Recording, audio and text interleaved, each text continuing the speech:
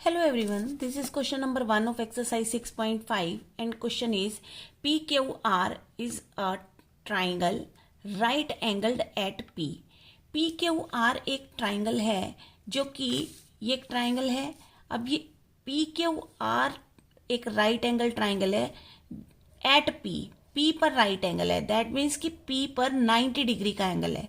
तो यहाँ पर ये जो हमने 90 डिग्री का एंगल बनाया, सबसे पहले तो हम यहाँ पर पॉइंट दे देंगे P, क्योंकि P पर ये ट्राइंगल राइट एंगल्ड है। ठीक है, अब बचा Q एंड R। तो Q और R को हम यहां दोनों पॉइंट्स में से Q को कहीं भी लिख सकते हैं या फिर R को कहीं भी लिख सकते हैं, लेकिन P हमें वहीं लिखना होगा जहां पर 90 डिग्री का एंगल बना है। तो यहां पे हम Q लिख देते हैं और यहां पे लिख देते हैं R। करेक्ट, ये होता है राइट एंगल ट्राइंगल।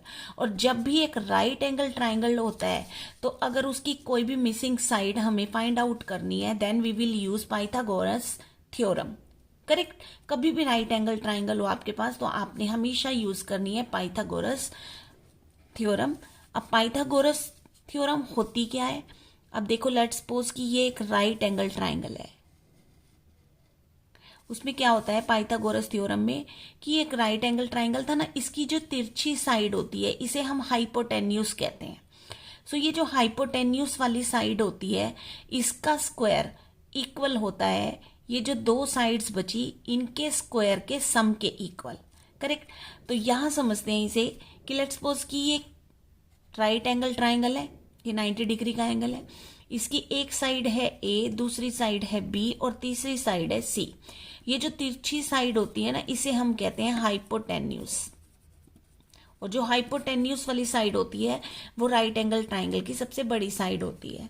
करेक्ट, तो अब इसको करने के लिए हमें कौन सा फॉर्मूला यूज करना पड़ेगा? देखो क्या होती है ये थ्योरम कि इसका जो हाइपोटेन्यूज का स्क्वायर होता है, यानी ये जो बड़ी वाली साइड है 90 डिग्री के सामने वाली जो साइड है इसका स्क्वायर इक्वल होगा इन दोनों साइड्स के स्क्वायर के सम के इक्वल।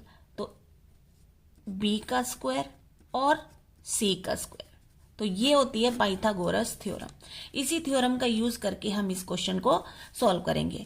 अब इसमें क्वेश्चन में हमें PQ जो है वो 10 सेंटीमीटर दी हुई है। तो PQ हो गई हमारी 10 सेंटीमीटर एंड PR इसमें 24 सेंटीमीटर दी हुई है। तो हम लिख देते हैं 24 सेंटीमीटर। और QR, फाइंड QR, तो QR हमें फाइंड आउट करनी है। करेक्ट, अब देखें इसे कैसे करेंगे। सबसे पहले यानी इस ट्राइंगल को देखें तो इसकी जो हाइपोटेन्यूज वाली साइड है वो कौन सी है? QR, क्योंकि ये 90 डिग्री के एंगल के सामने है। अब ये QR, दैट मीन्स कि QR स्क्वायर इक्वल होगा QP square plus PR square, यानी इन दोनों साइड्स का स्क्वायर करके उनका सम करें तो वो इस साइड के स्क्वायर के इक्वल होगा। करेक्ट, तो let be started now. Here we will write in triangle. अब ये ट्राइंगल कौन सा हो गया? QPR। अब इस ट्राइंगल में हमने इसके अकॉर्डिंग यानी बड़ी वाली साइड का स्क्वायर, तो दैट मीन्स QR का स्क्वायर इक्वल होगा किसके? QP square plus PR square, यही तो होगा ना।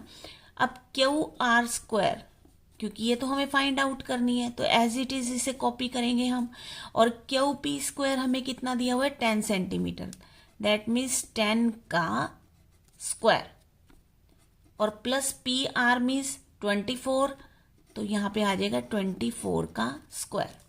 करेक्ट, अब QR स्क्वायर इक्वल होगा 10 स्क्वायर का क्या मतलब हुआ कि 10 को 2 टाइम्स मल्टीप्लाई कर दें और प्लस 24 का स्क्वायर मीन्स कि 24 को 24 से मल्टीप्लाई कर दें। तो here we will get 10 into 10 that is 100 and 24 into 24. We will find the answer after multiplying it. 4 4s are 16, 4 2s are 8 and 1 9, 2 4s are 8, 2 2s are 4. And here we will plus them 9 and 8 17, that is 576. So here we will write 576, correct. अब Q R square बराबर होगा 100 plus 500, कितने हो गए 676.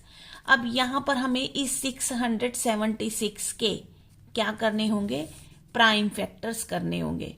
Prime factors करने के बाद हमें, क्योंकि हमें अभी क्यू आर की वैल्यू फाइंड आउट करनी है, तो इसके लिए सबसे पहले हमें ये जो 676 आया इसके प्राइम फैक्टर्स करेंगे.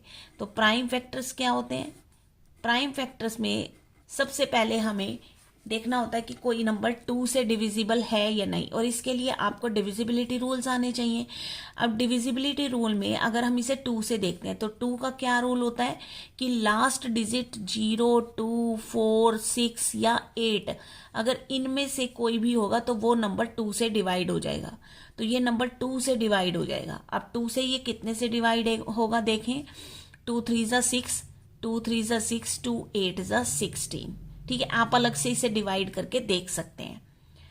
अब यहाँ पे आया 338. अब इसका भी लास्ट डिजिट 8 है, अभी भी ये 2 के टेबल से डिविजिबल है. तो 2 से ये डिवाइड हो जाएगा किससे, देखो 2 1 ज़ा 2, 2 6 ज़ा 12, 2 9 ज़ा 18, 169. अब ये जो 169 आया ये ओनली एंड ओनली 13 के टेबल से डिवाइड होगा और किसी टेबल से डिवाइड नहीं होगा.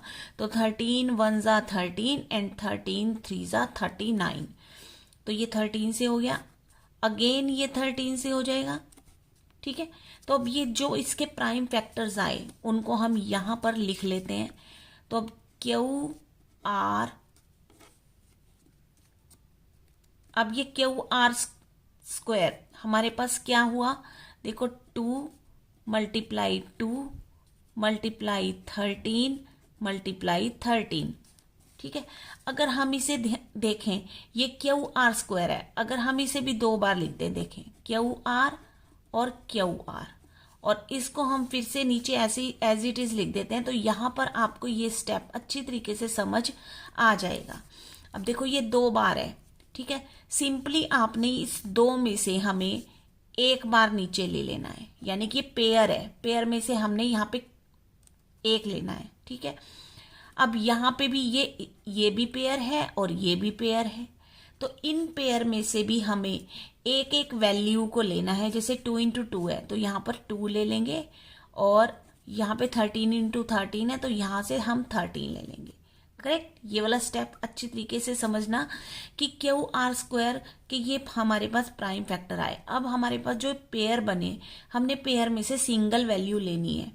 तो Q R into Q R में से भी हमने सिंगल क्यू आर लिया, और इनमें से भी हमने सिंगल सिंगल वैल्यू ले ली. अब दैट मीन्स क्यू आर की वैल्यू हमारे पास कितनी आएगी, 26. अब क्योंकि ये क्वेश्चन जो है हमारा सेंटीमीटर्स में है, सेंटीमीटर लिखे हुए हैं, तो आंसर के साथ भी हमें क्या लगाना है, सेंटीमीटर्स लगाना है. तो यहाँ पे हमने कौन सी प्रॉपर्टी यूज की, पाइथागोरस थ्योरम. और ये लिखना जरूरी है जब भी आप कोई क्वेश्चन को सॉल्व करते हैं, और उसमें जो भी प्रॉपर्टी का आप यूज करेंगे तो वहां पर आप हमेशा लिखेंगे.